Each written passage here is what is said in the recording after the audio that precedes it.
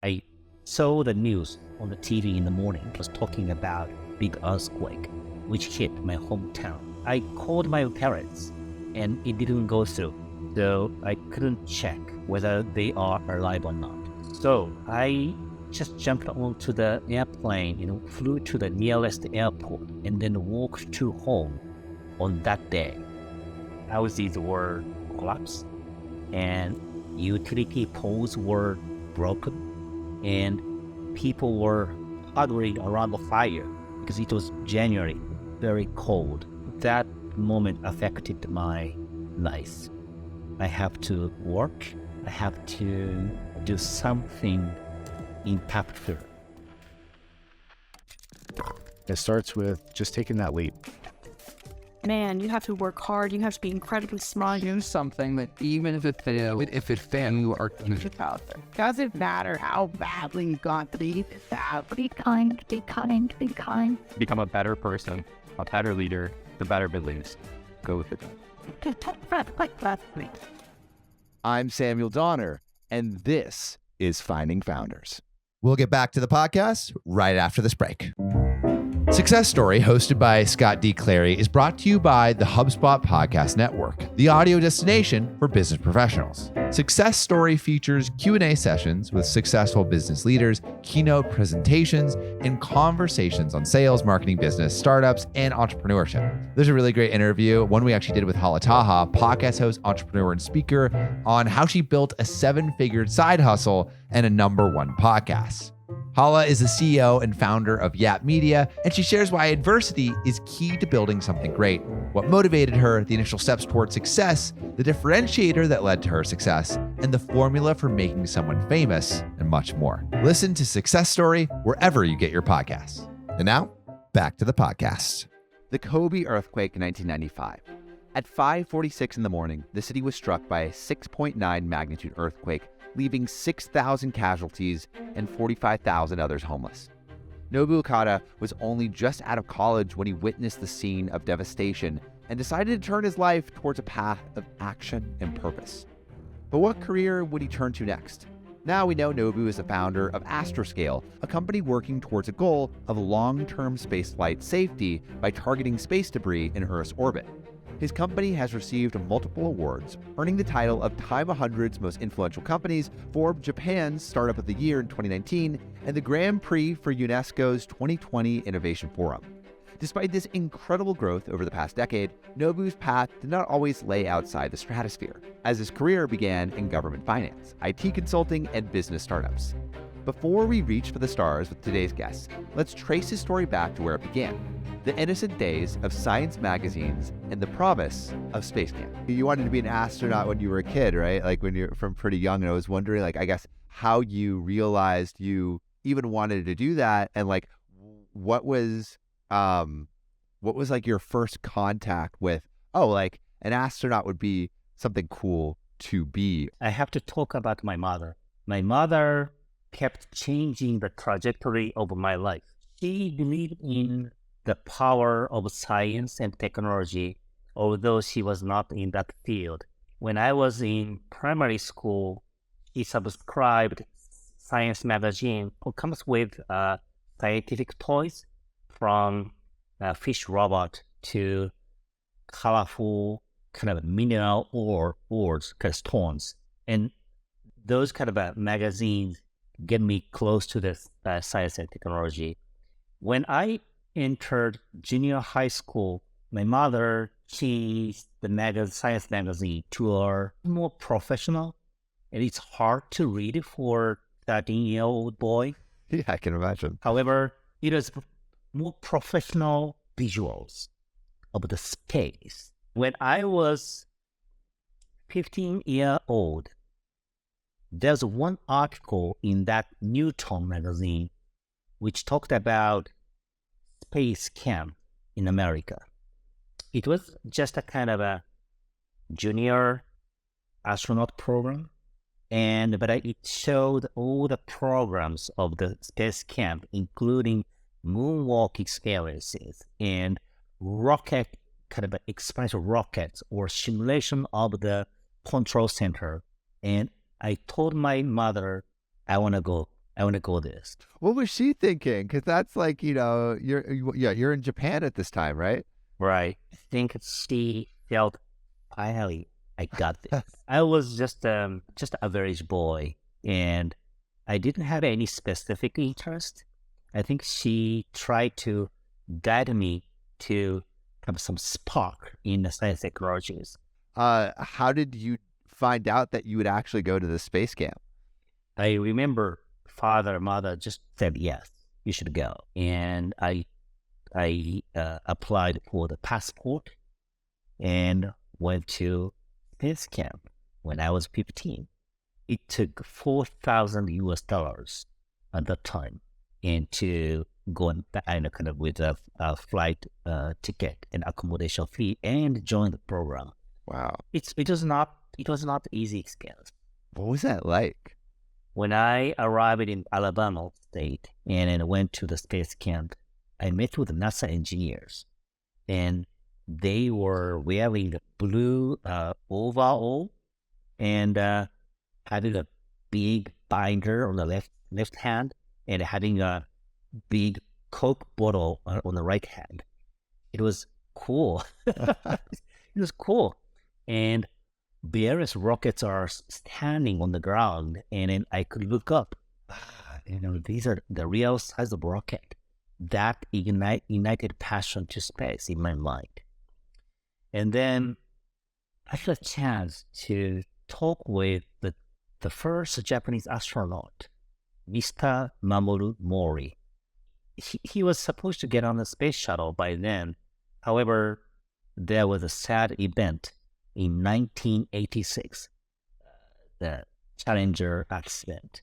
The space shuttle program was postponed at the time. And I think that's why he had some time to talk with just kids, including me.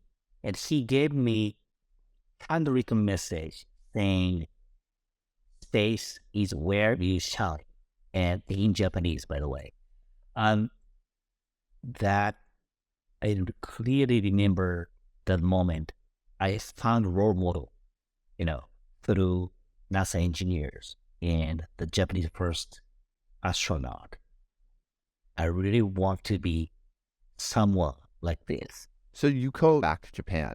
Is that right? Right. Like how, like now this dream of wanting to be an astronaut is implanted in your mind. So like, what do you actually do to begin to achieve that? Like, how do you turn your life around? I studied hard because Mr. Mori told me only those people who have major or expertise can become astronaut. Like a physician can become astronaut, or Air Force pilot can become astronaut.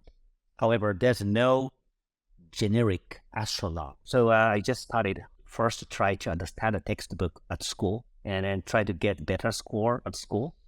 And that's what I did. Going into thinking about what am I going to do in college? What am I going to do with my career? Like, where are all these dreams and what are you thinking you want to do next as you go to college?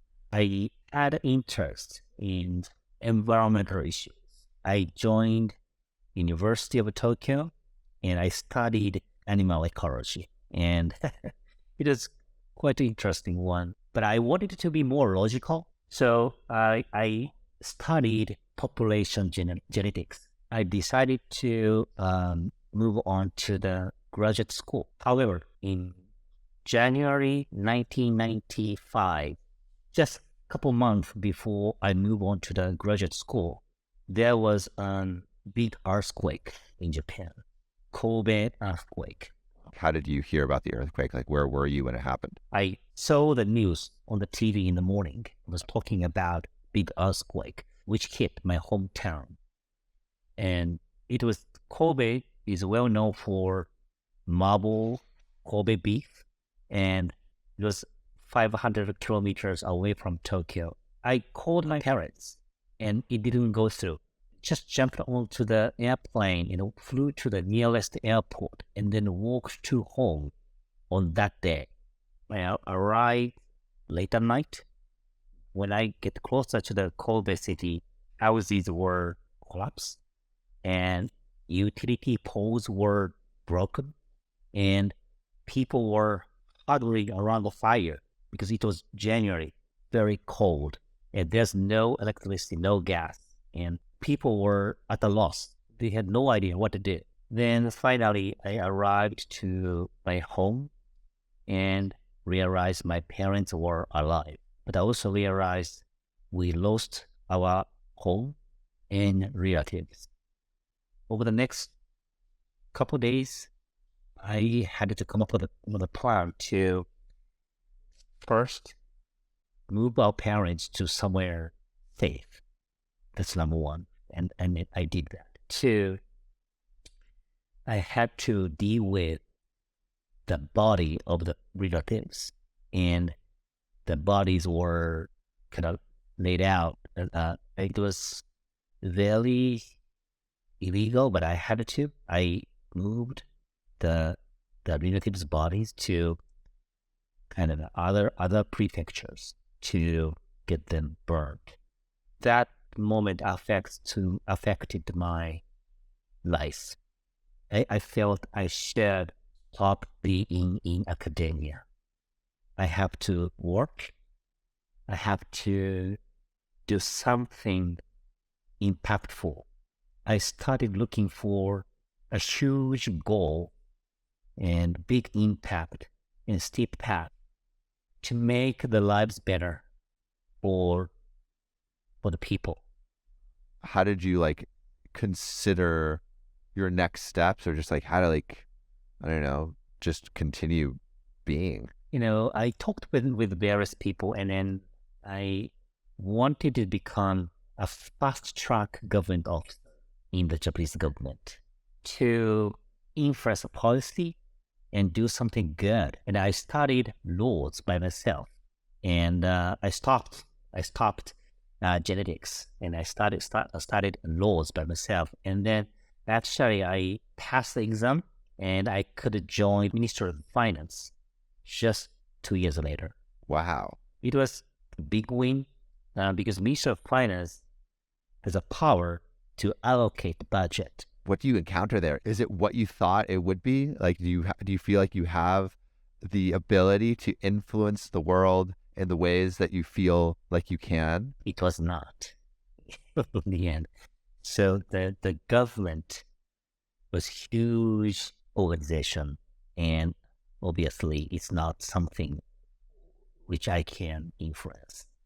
But it was okay. I was part of the organization. I really enjoyed. I felt like I was in the center of the government policy, and it was good. And then after working a couple of years, I got awarded to study abroad in the U.S. and I studied MBA. I joined, with the government money. But that was my third pivotal moment.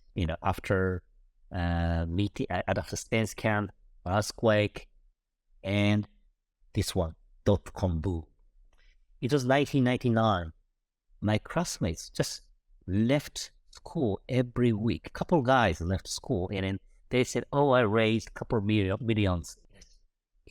Can you really do that? I was so amazed about the dynamics of America, and then everybody was talking about e-business. Nobody's talking about e-business anymore. But Napster was born in 1998, I think, and then up to Napster moment, only geeks wanted to connect to the internet. But when Napster came, even the generic public wanted to get connect to the internet to get the music. And I saw that moment, and also once again I saw my colleagues left schools. They set up the new company. I felt, the products can actually have an impact and has the ability to change society and business. What do you think was different about business in America versus business in Japan? Because although you're working for a government agency, I imagine that you had some contact with people who were making businesses in Japan. When I left Japan in 1999, Japan was talking about lost decade. So there was a kind of a big bubble economy in 1980s, and it bursted in 1989.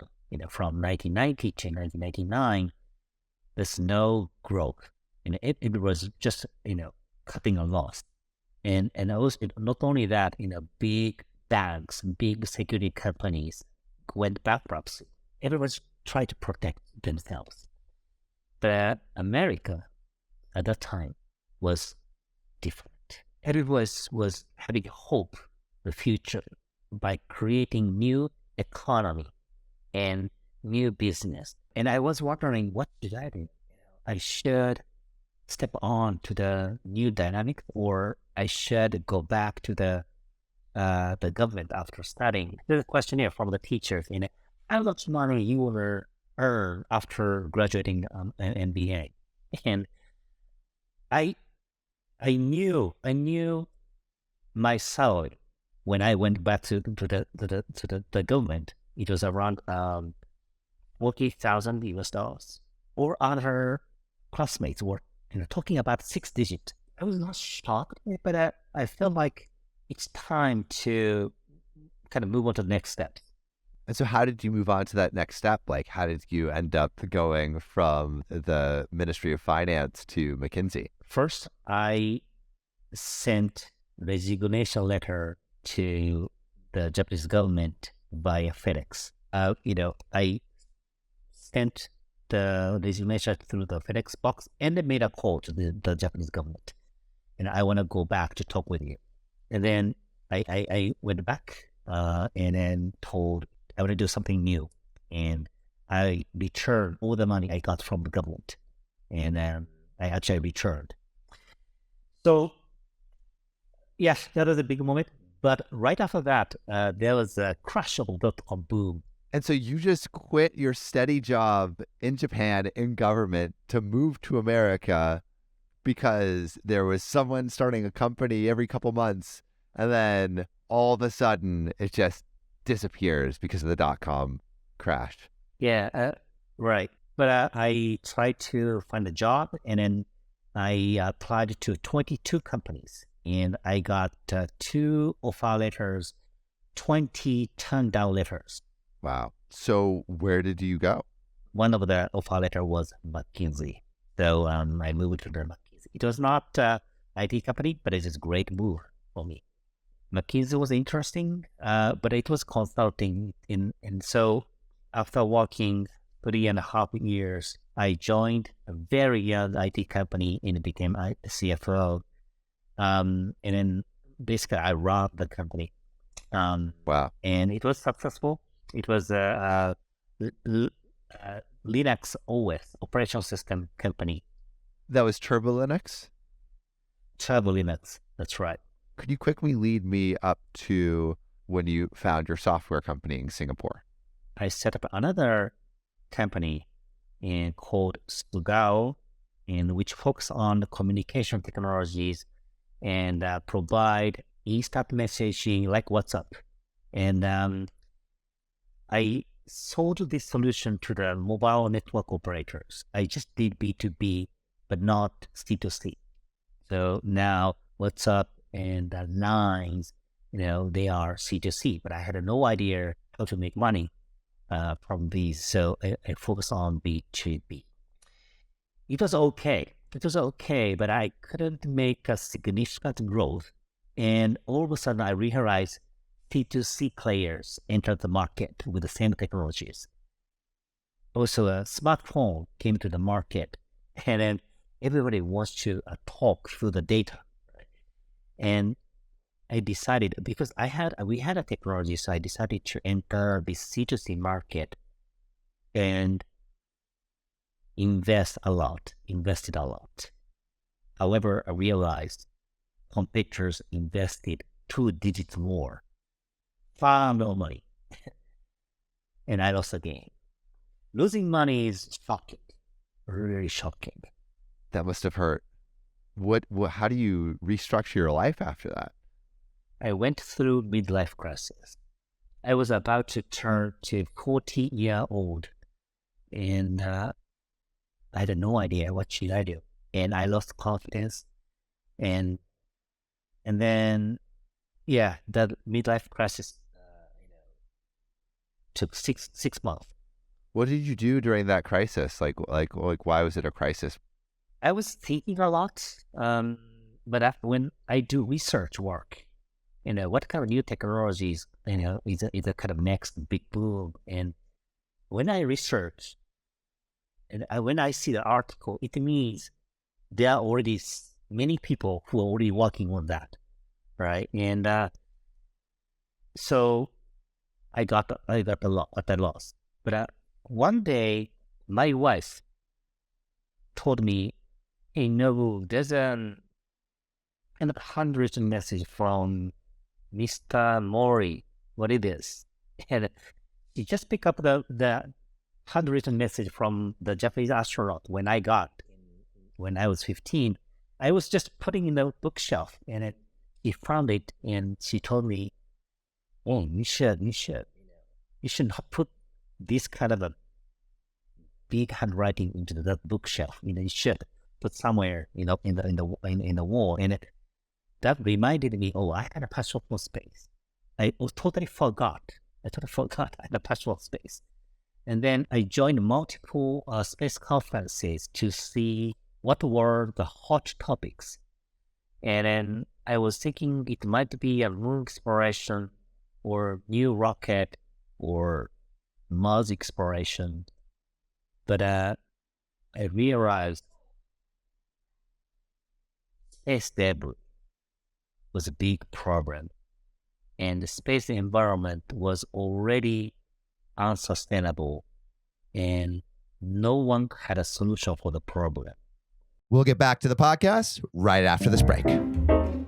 Companies are under pressure, and business leaders like you need more leads, faster sales, and better insights to nurture customers. They don't have time to waste on long, complex implementation or money to waste on software no one will actually use. They need a CRM, but not just any CRM, one that is easy to set up and customize to the way your company does business. Hey, this CRM exists. It's called HubSpot. Easy to use and integrate, HubSpot CRM is easy for everyone to use and helps teams to do more with less. HubSpot has 1,300 plus integrations that are easy to add. Customize it to adapt to the way you do business as you grow without months of custom dev work. HubSpot CRM's powerful tools will help marketers wow prospects, sales teams lock in deals, and service teams improve response times. Get started for free at HubSpot.com. And now, back to the podcast. What was so unsustainable about it? What are the potential ramifications? In late April 2013, there was a space debris focused conference in Germany, and I went there, and I realized there were already around 14,000 large debris around the Earth. They are traveling around the Earth with a tremendous speed, like 8 kilometers per second. And imagine 40,000 objects traveling around the Earth in different directions, and they go around the Earth 16 times a day, and eventually it hits each other and generate new small debris, and new small debris can hit other satellites. I also knew our daily lives are dependent on satellites and the satellites' data. So someone had to solve the problem. So you realized this after going to the conference in 2013. What do you do with that information? I set up Astroscale 1 week later. Wow. The question is, what did I do during the 1 week? And first I had to get consent from my wife. To start this business? Yes. I said, I want to clean up the space debris. And obviously she didn't understand what what I told to her, but she asked me, how much saving do we have in the bank account? And I told her $400,000. And she said, okay, Nobu, you can use $200,000. What do you do with that money? How do you get started? when I attended the space conferences, I got USB or CD-ROM, which contained a lot of papers and professional papers, and I downloaded and then and printed out all of them. It was around several hundred papers, and I studied a lot about the space technologies because I Googled, how to develop satellites, and there's no answer through Google, and so I had to learn by myself. It took several months to read through, to fully understand the jargons of the space technologies and the space physics, and then I came up with some hypotheses how to clean up a space debris. And each paper has an author, and then it has an email account. So I contacted those professors and then had a worldwide tour.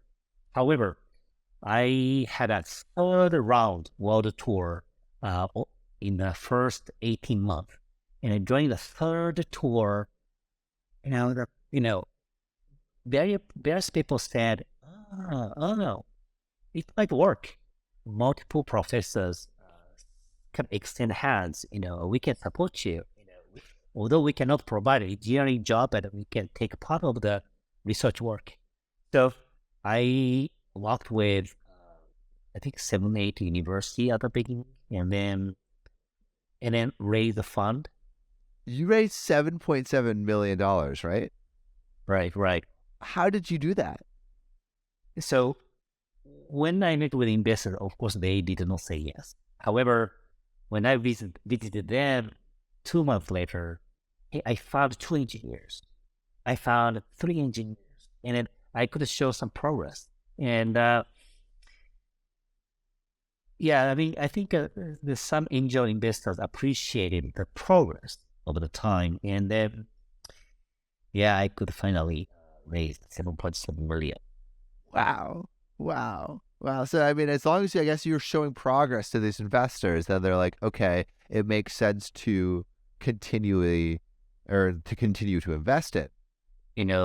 The more and more countries and more companies are entering to this market, and they are just inserting satellite and rockets into the limited spaces, and the space is congested more. So, good opportunity for us, but we have to move quickly. I want to delve into just like how you actually built this company. There's no magic for the business. Every day we have to make one step more. And every morning I take shower and think about what can I do more today. I'm just repeating those days. And now we are about to have our 10th anniversary in May in 2023, which means I woke up 3,600 days. Every morning I was thinking about space debris, right? Today, we have offices in 5 countries, 400 people, raised 376 million, and we prove the technologies of space debris in space, for the first time in the world. And then we have multiple contracts globally, but still we are at the cusp of the booming orbit servicing market.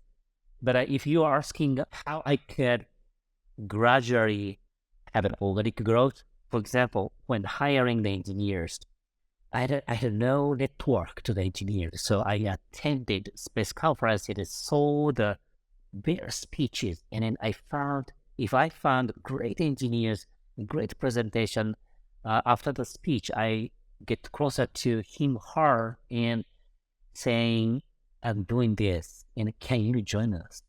And bow, actually, literally bow, and of course, they did not say yes immediately.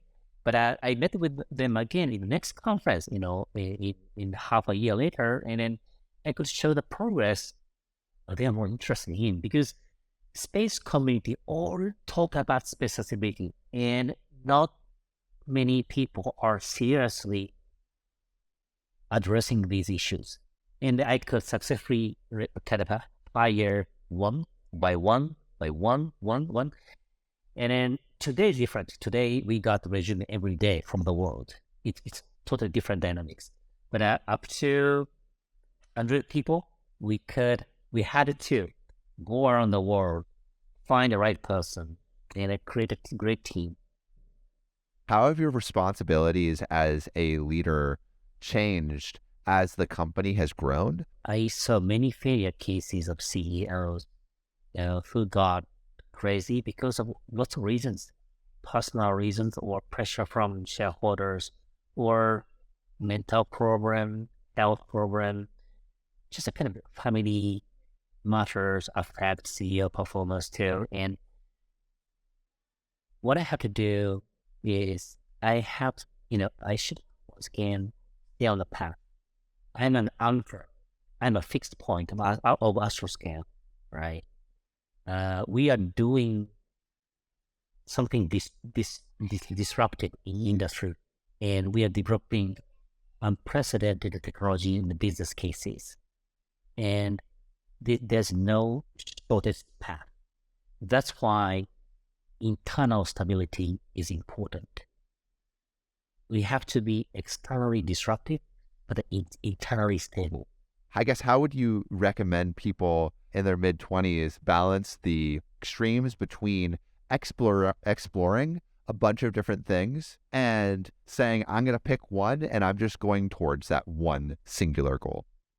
The 20s is a kind of input period, input decade, do whatever you want, and do whatever you want. In the 30s, you will meet a lot of people. The 30s is a kind of processing period.